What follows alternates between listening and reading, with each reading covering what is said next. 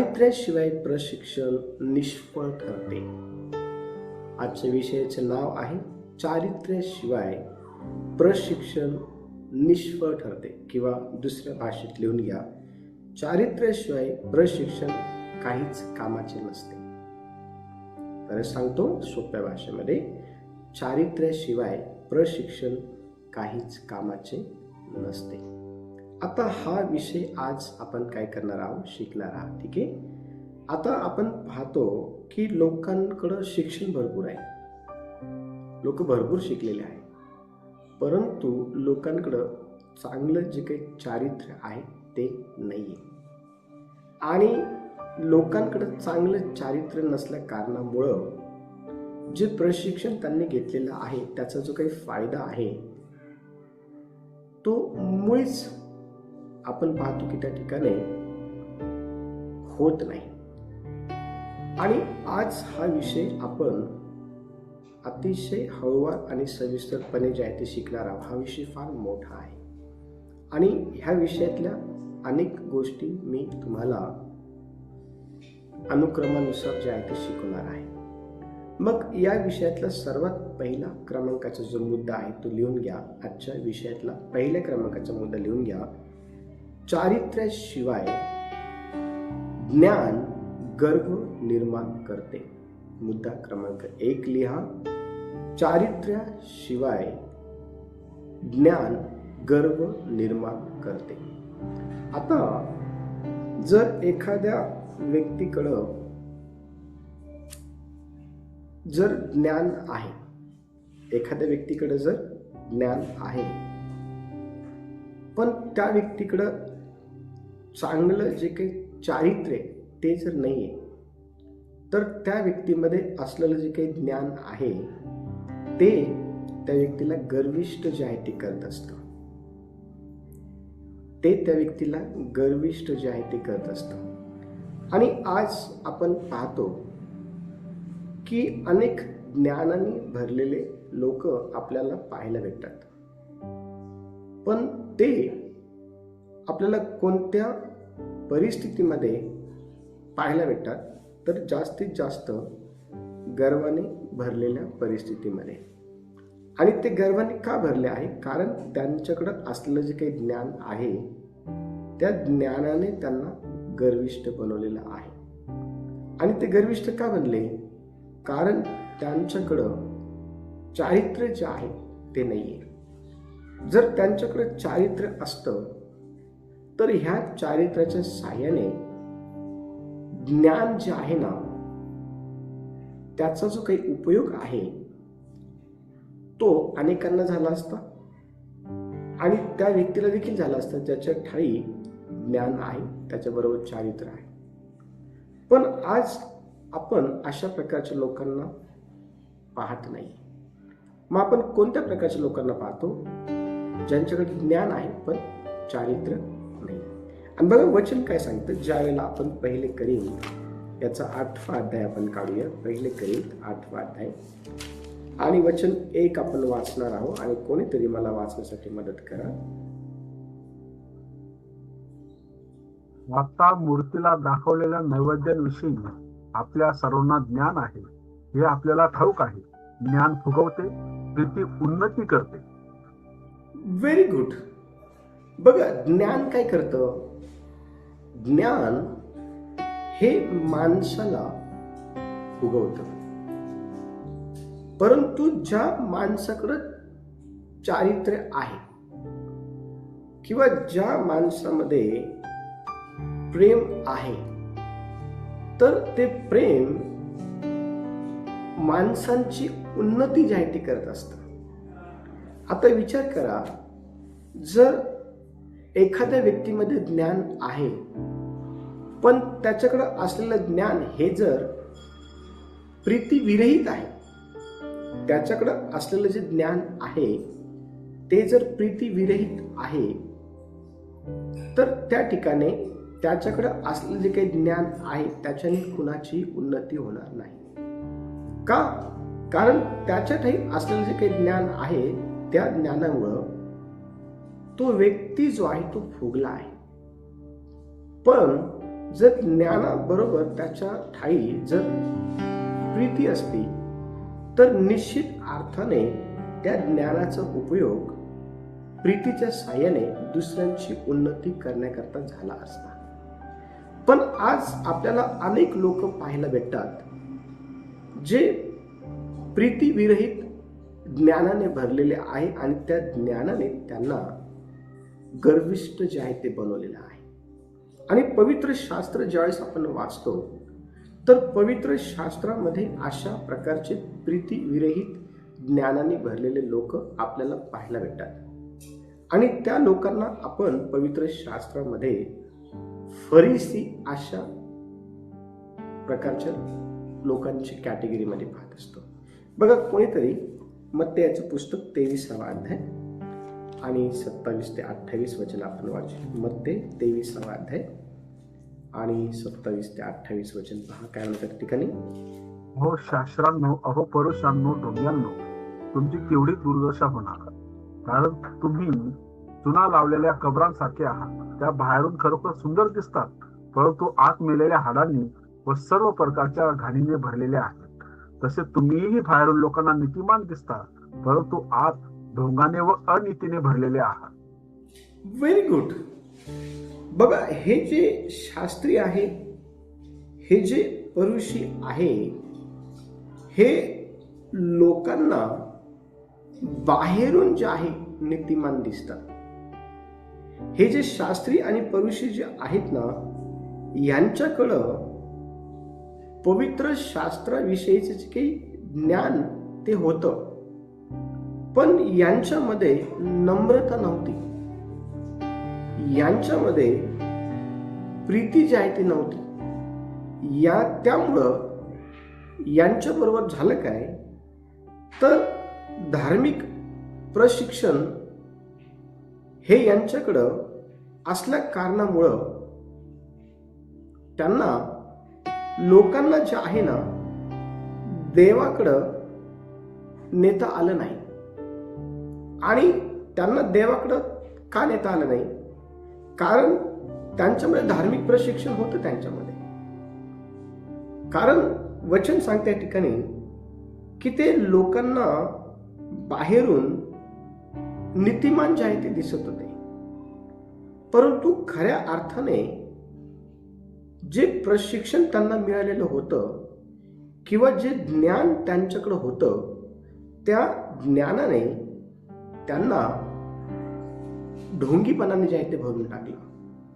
त्या ज्ञानाने त्यांना अनितीने जे आहे ते भरून टाकलं.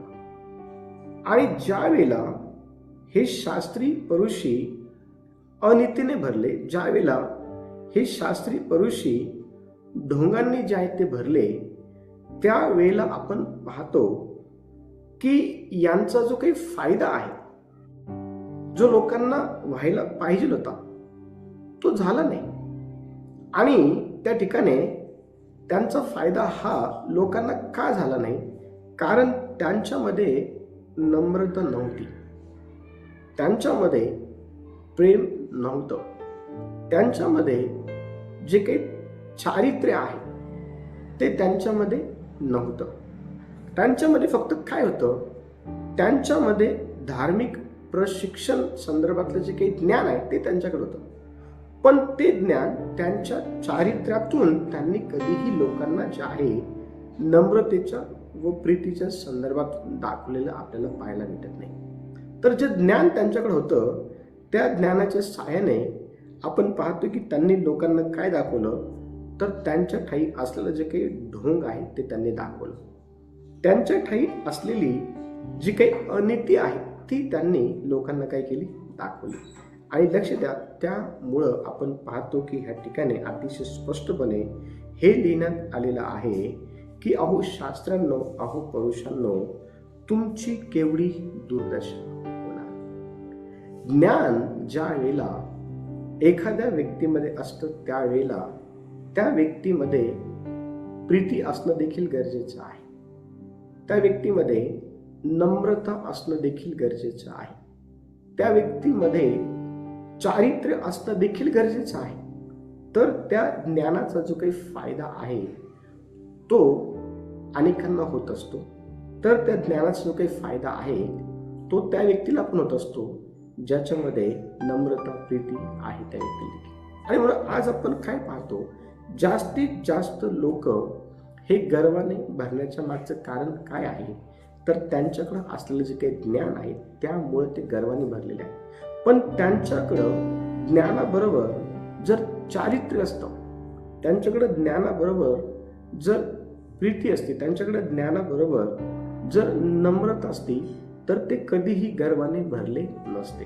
पण ते आज गर्वाने का भरले आहे, तर वचन सांगतं की त्यांच्याकडे चारित्र्य नव्हतं, त्यांच्यामध्ये प्रीती नव्हती, त्यांच्यामध्ये नम्रता नव्हती. आणि मग आपण आपल्या स्वतःचं या पहिल्या मुद्द्याला घेऊन जे काही परीक्षण आहे ते करणार आहोत. काय आपल्यामध्ये ज्ञान आहे का?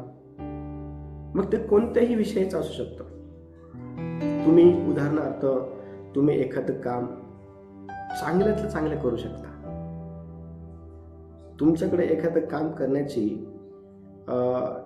कला असेल, टेक्निक असेल, आणि तशी कला इतर कोणामध्येही नसेल, मग त्या कलेला घेऊन किंवा त्या कामासंदर्भात तुमच्या ठाई असलेलं जे काही ज्ञान आहे त्या ज्ञानाला घेऊन काय तुम्ही त्या लोकांमध्ये गर्विष्ठपणा फील करत आहात का? किंवा तुम्ही त्या लोकांपेक्षा स्वतःला श्रेष्ठ समजत आहात का? किंवा त्या ज्ञानामुळे, त्या कलेमुळे जे तुमच्यामध्ये आहे, काय ते ज्ञान, ती कला तुम्हाला आतून उकसवत आहे का गर्विष्ठपणा करण्यासाठी? मला येतं, दुसऱ्यांना येत नाही आणि म्हणून मी जास्त महत्वाचं आहे, अशा प्रकारे जर ह्या ठिकाणी जर होत असेल त्या ज्ञानाला घेऊन, तर आपल्याला हे समजायचं आहे की आपल्यामध्ये नम्रता नाही, आपल्यामध्ये प्रीती नाही, आपल्यामध्ये चारित्र्य नाही. का? कारण ज्ञान जे आहे ना, वचन सांगतं की याचा जो उपयोग आहे हा जास्तीत जास्त देवाच्या गौरवाकरता होणं फार गरजेचं आहे. आणि देवाच्या गौरवाकरता ज्ञानाचा उपयोग होणं म्हणजे काय, तर जास्तीत जास्त आपण लोकांना, ज्यावेळेस आपण लोकांमध्ये असतो त्यावेळेला आपण नम्रता दाखवणं गरजेचं आहे.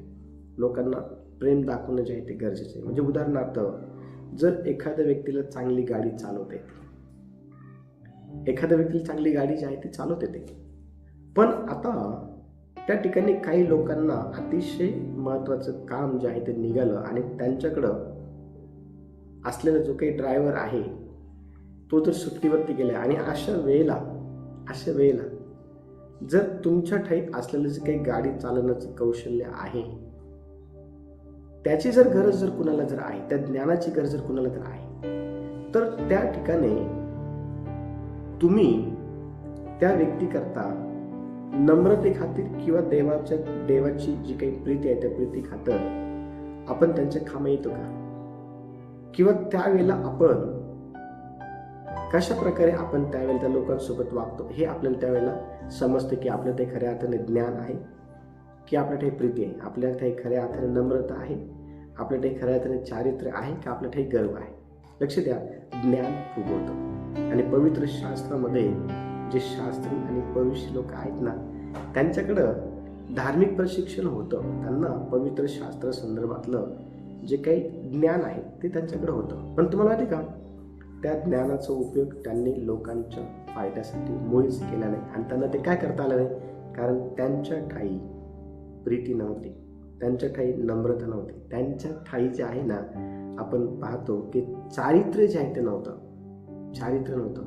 आणि म्हणून त्यांच्या ठाई असलेल्या ज्ञानाने त्यांना काय केलं माहिती का, गर्विष्ठ केलं. आणि आज अनेक लोक गर्विष्ठमध्ये जीवन जगताना आपल्याला पाहायला भेटतात. दुसरा मुद्दा क्रमांक 2 लिहा, अंतःकरण न बदलल्यास. मुद्दा क्रमांक 2 लिहा, अंतःकरण न बदलल्यास बाहेरील प्रशिक्षण व्यर्थ होते. मुद्दा क्रमांक 2 लिहा, अंतःकरण न बदलल्यास बाहेरील प्रशिक्षण व्यर्थ होते. आज आपण बाहेरील प्रशिक्षण मोठ्या प्रमाणामध्ये व्यर्थ होताना का पाहत आहोत? कारण अंतःकरण जे आहे ना, कुठेतरी बदललेलं नाही. प्रशिक्षण ज्यावेळेला आपण घेतो, धार्मिक प्रशिक्षण ज्याला आपण घेतो, गेल्या अनेक वर्षांपासून आपण झूम मीटिंगच्या माध्यमातून देवाचं वचन रोज फ्रेश आणि ताजंतवानं जे आहे ते काय करत आहोत, आपल्या आध्यात्मिक उन्नती व्हावी यासाठी आपण ऐकत आहोत. आता हे जे देवाविषयीचं प्रशिक्षण तुम्हाला देण्यात येतं, तर हे देण्याच्या मागचं कारण काय आहे? तुम्ही अंतःकरणातून जे आहे ते बदलावं. लक्ष द्या, प्रशिक्षण हे आज वेगवेगळ्या फील्डमध्ये लोक घेत आहेत. मग ते वेगवेगळ्या फील्ड आहे आणि फक्त प्रशिक्षण घेणंच पुरेसं नाही, तर त्या प्रशिक्षणासंदर्भात असलेला जो काही बदल आहे तो देखील घेणं गरजेचं आहे. जर देवाचं वचन आपल्याला सांगतं की तुझा शत्रू तहानेला असल्यास त्याला प्यावयास पाणी दे, तुझा वैरी भुकेला असल्यास त्याला खावयास काय दे, भाकर दे. आता विचार करा, हे प्रशिक्षण आहे. वैरीला भाकर दे, तो भुकेला आहे, तर आपला जो शत्रू आहे तो तहानेला त्याला पाणी दे, हे प्रशिक्षण दिलं. पण हे आपण अंतःकरणातून जर स्वीकारलं तर ते आपल्या चारित्र्यातून काय माहिती का, ते बाहेर येईल. पण नुसतं स्वीकारणं यावरती आपण पाहतो की नुसतं स्वीकारणं काही कामाचं नाही. प्रशिक्षण नुसतं आत्मसात करणं कामाचं नाही.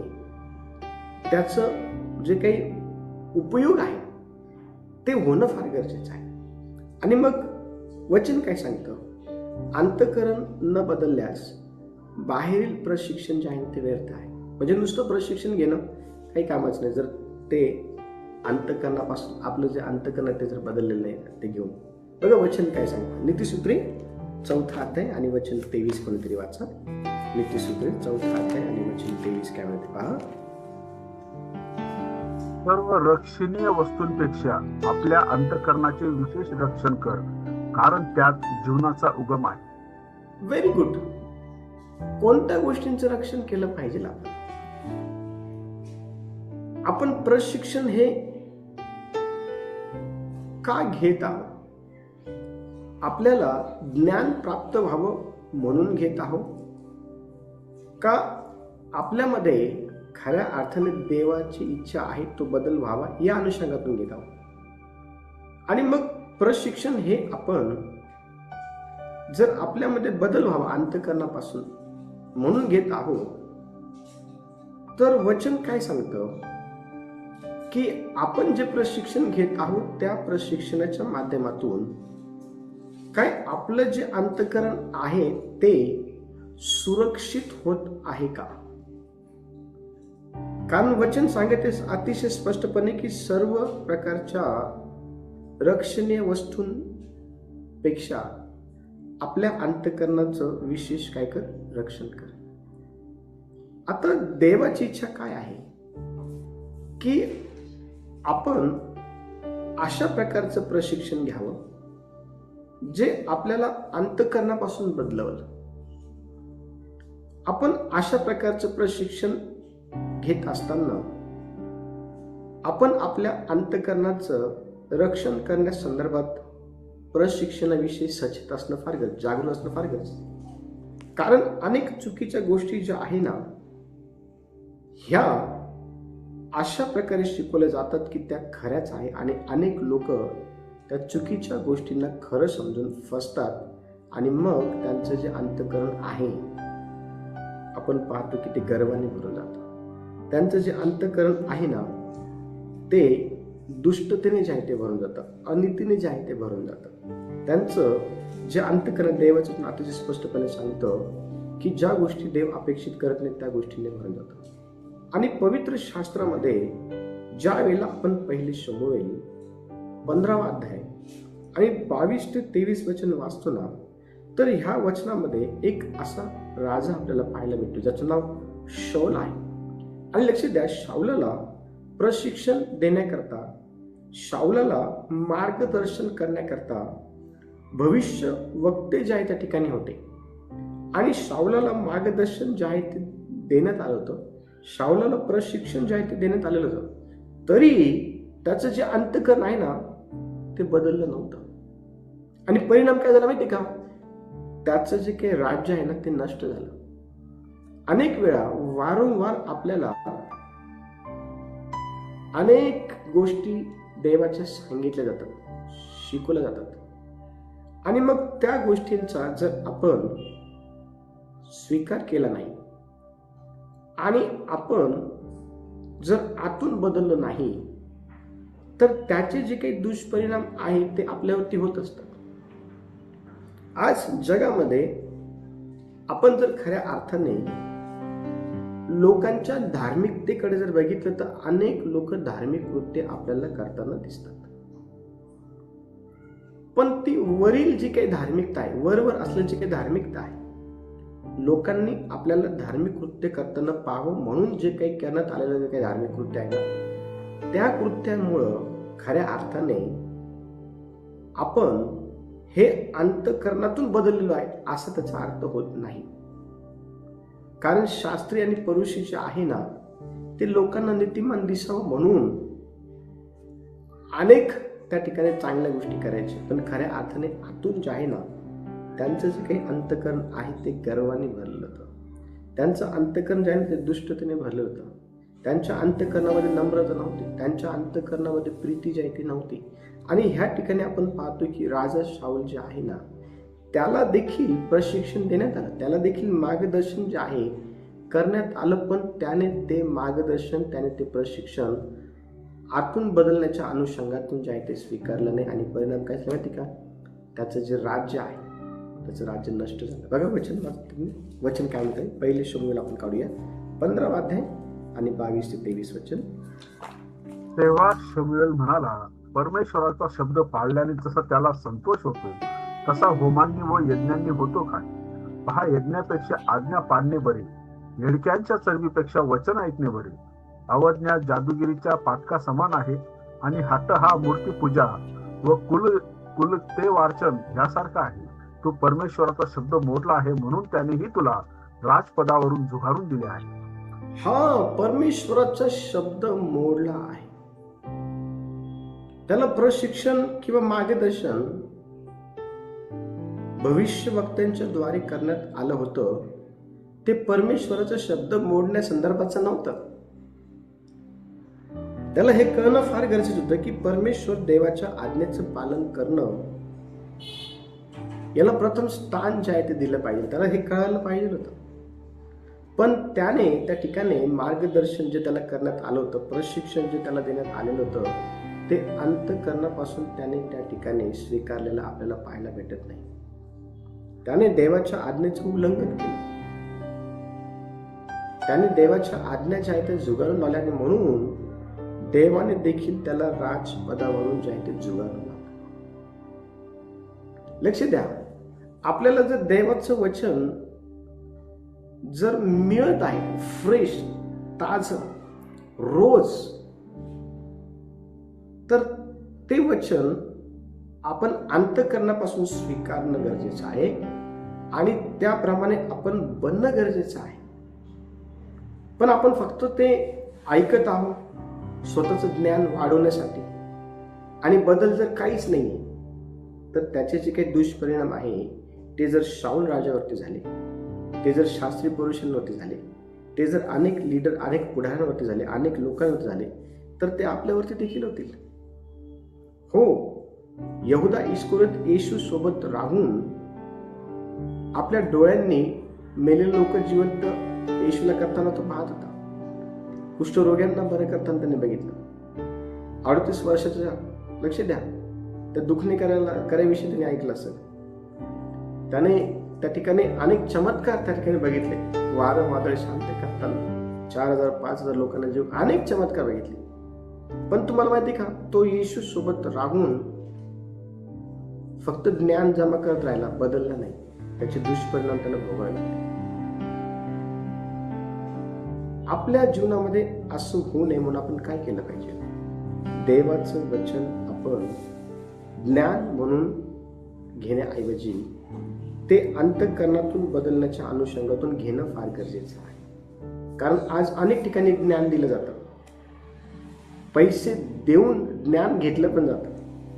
तुम्ही पाहिजे, जगामध्ये लोक पैसे देऊन ज्ञान विकत घेतात आणि लोक पण ज्ञान विकतात पैसे देऊन, पैसे घेऊन.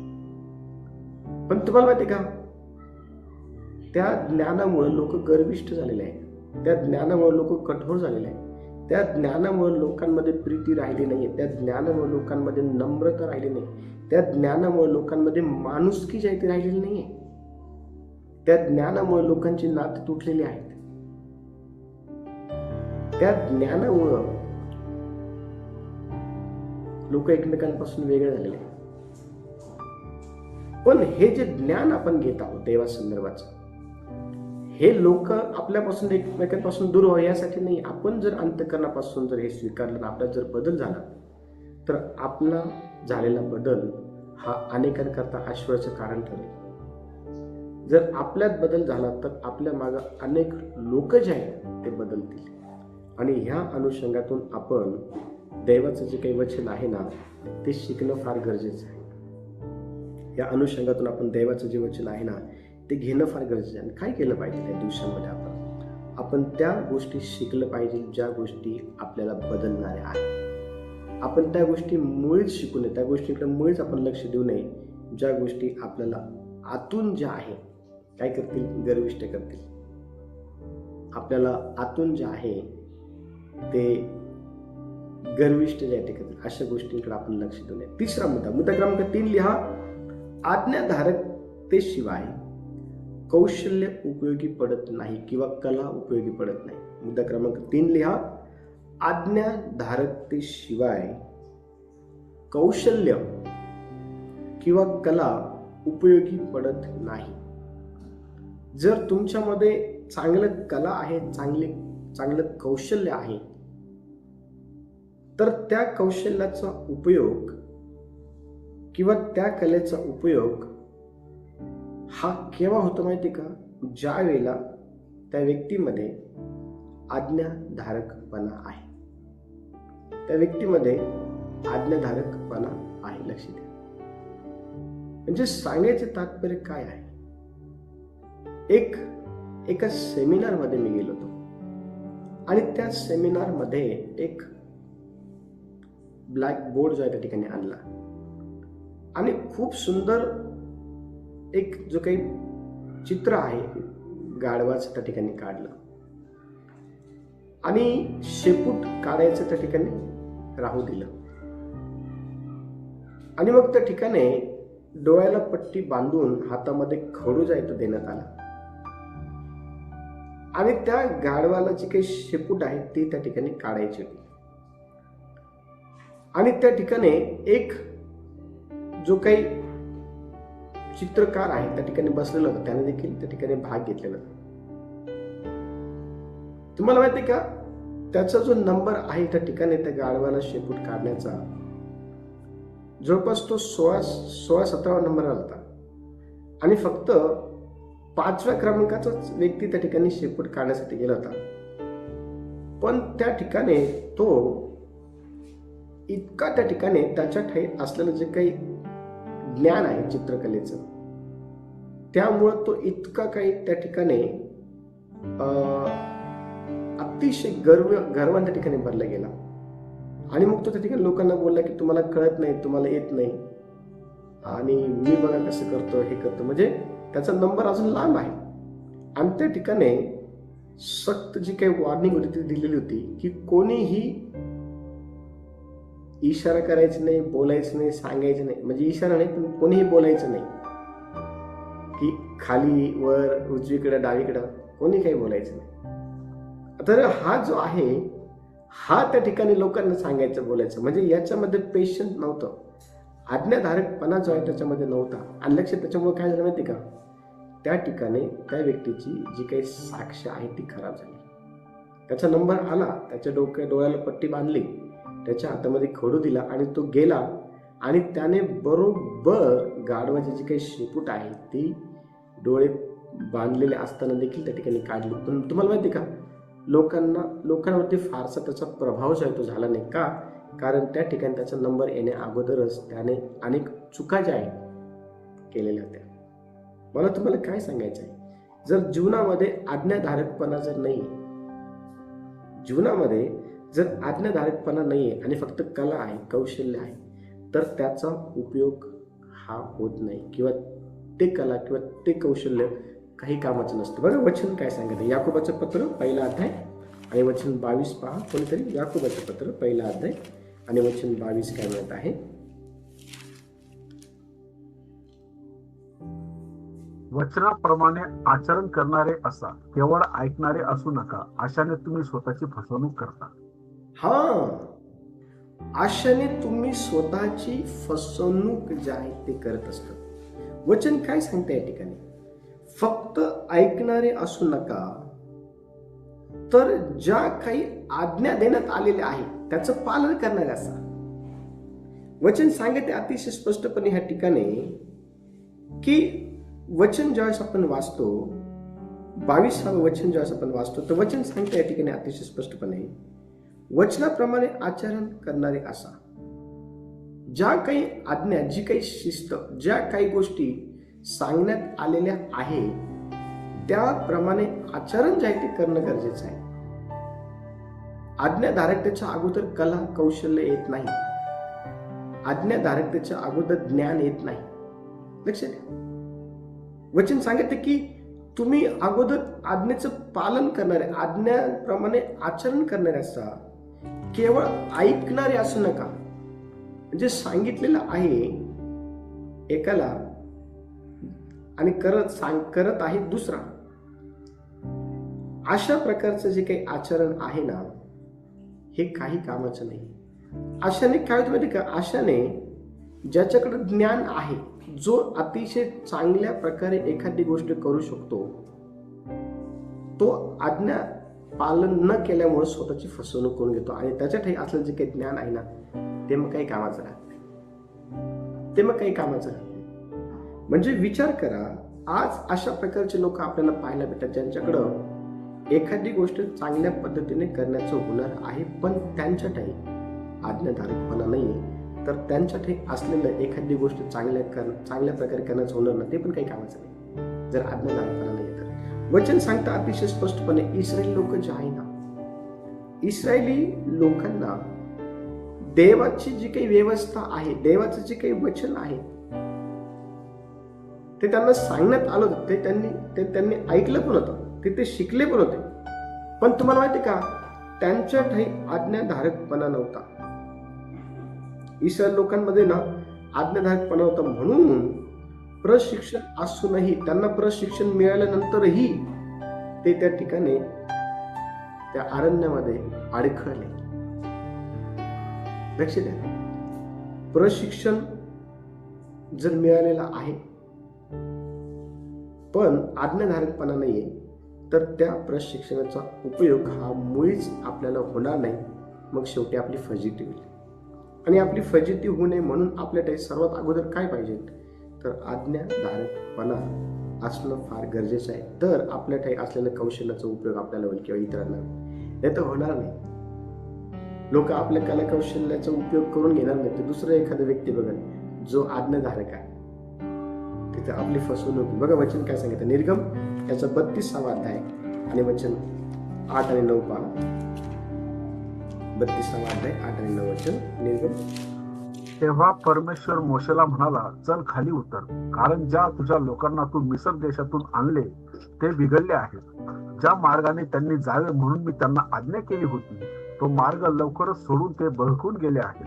त्यांनी एक पोतीव वासरू करून त्याची पूजा अर्चा केली, त्याला बली अर्पण केले. हे इस्रायला, ज्यांनी तुला मिस्र देशातून आणले आहे, तेच हे तुझे देव असे ते म्हणू लागले आहे. पहा, परमेश्वर त्या ठिकाणी मोशेला सांगत आहे की तू लवकर, बघा, ज्या मार्गाने त्यांनी जावे म्हणून मी त्यांना सांगितले, त्यांना आज्ञा केली, तो मार्ग सोडून ते लवकर काय झाले माहिती का, ते लवकर बहकून गेले आहेत. म्हणजे त्यांना प्रशिक्षण मिळालं होतं, त्यांना देवाविषयीचे जे काही नियम आहेत त्यांना सांगण्यात आले होतं, पण त्यांनी त्या ठिकाणी फक्त ऐकलं, पण त्याप्रमाणे ते आचरण केलं नाही. आणि ते काय झालं ते का, ते बहकले, आणि ते बहकले असल्या कारणामुळे त्या ठिकाणी त्यांची फजिती झाली. आपण ह्या जगामध्ये राहत असताना ज्ञानाच्या अगोदर आपल्याकडे काय असलं पाहिजे, वचन सांगतं आपल्याकडे चारित्र्य असलं पाहिजे, आपल्याकडं असं अंतकरण असलं पाहिजे जे बदलण्याची इच्छा ठेवतं, आपल्याकडं आज्ञाधारकताचा स्वभाव आपल्याकडे असला पाहिजे. तर आपल्याला ज्ञानाचा जो काही उपयोग आहे तो पुरेपूर असतो. नाहीतर ज्ञान हे काही कामाचं नाही जर ह्या गोष्टी आपल्यामध्ये नाही आहे. तर नम्रता, प्रेम हे जर आपल्यामध्ये नाही आहे, ह्या सर्व गोष्टी जर आपल्यामध्ये नाही आहे, तर ज्ञानाचा उपयोग हा आपल्याला पाहिजे तसा होत नाही. ज्ञान काय करतं, जर ह्या गोष्टी आपल्यामध्ये नाही आहे तर ज्ञान आपल्याला फुगवतं आणि ज्ञान आपले नाते जे आहे ते कमकुवत करतं, तोडतं. याशिवाय दुसरी कोणतीच गोष्ट चांगली ज्ञानाच्या द्वारे होत नाही. आणि म्हणून आपण काय केलं पाहिजे ह्या दिवसांमध्ये, ह्या सर्व गोष्टी आत्मसात करण्याच्या अनुषंगातून देवाकडे बघितले पाहिजे आणि देव आपल्याला काय करेल, ह्या स्वभावाने भरेल आणि मग आपल्या ठे असलेलं जे काही ज्ञान आहे त्याचा उपयोग लोकांना होईल. देवा या वचनाच्या द्वारे सर्वांना आशीर्वादित करू.